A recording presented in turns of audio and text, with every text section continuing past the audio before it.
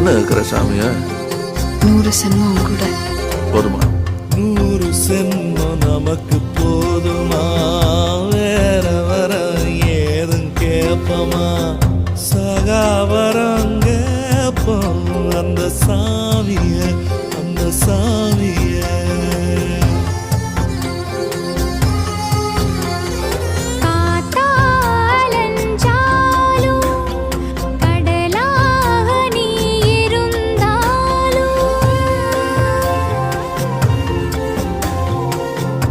ஆகாசமான போதிலும் என்ன ஒரு எடுத்த போதிலும் சேர்ந்தேதான் பொறுக்கணும், இருக்கணும், கலக்கணும்.